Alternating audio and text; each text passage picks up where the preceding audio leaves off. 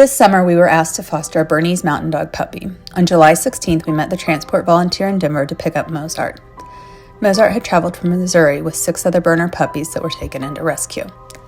Mozart was completely shut down when we picked him up. Having been born in what we believe was a puppy mill, everything he was seeing was new to him. He was unaware that there was a world outside of his cage, unaware that there were kind people in the world, unaware that there was love beyond measure coming his way. On the ride from transport to home, he laid motionless, just pancaked to my chest as I tried to calmly reassure him that he was safe. All of the sights, sounds, movements, smells, and activities were new and scary for him.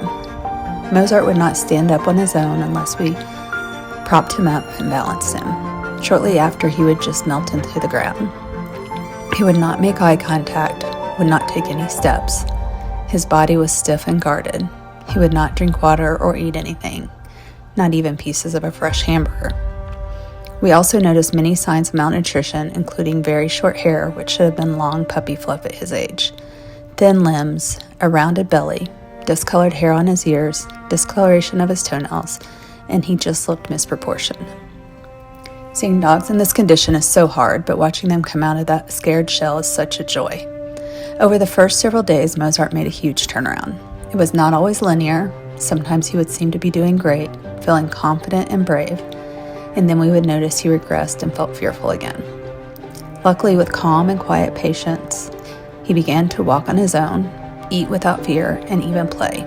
He began to bond with us and quickly learned the comforts of home. He would seek out soft places to lay like the couch, dog beds, and blankets. He became brave enough to initiate play with his foster sister and brothers. Within a week, he was much more of a normal 20-week-old puppy. Over the following weeks, we noticed big changes in his fur and overall health. Unfortunately, we also began to notice that his gait was not normal. It was hard to pinpoint, but he had an uncomfortable way that he walked. Some days he seemed to favor one leg over the other, but it would not be the same leg consistently. Sadly, as the weeks went on and we were in the process of finding Mozart his forever home, he was diagnosed with severe bilateral hip dysplasia. Knowing how far he had come from his first days with us, this was such a blow to those that love him. After meeting with the orthopedic specialist, it was determined that Mozart will need bilateral hip replacements as soon as he is old enough. Mozart will not be able to have those surgeries until he is between 10 and 11 months old.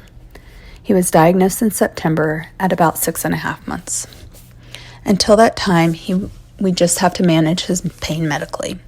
We have noticed as we wait for surgery that he is getting weaker. He will play for a short time in the mornings, loves to go out and about, but by late morning he feels tired and uncomfortable.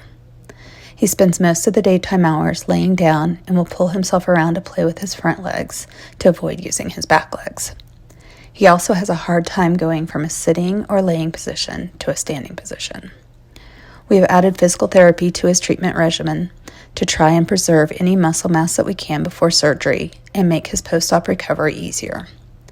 Although this shatters our hearts, we know Mozart's amazing personality and willingness to persevere even in the worst of situations is going to get him through this and onto the other side as a healthy boy.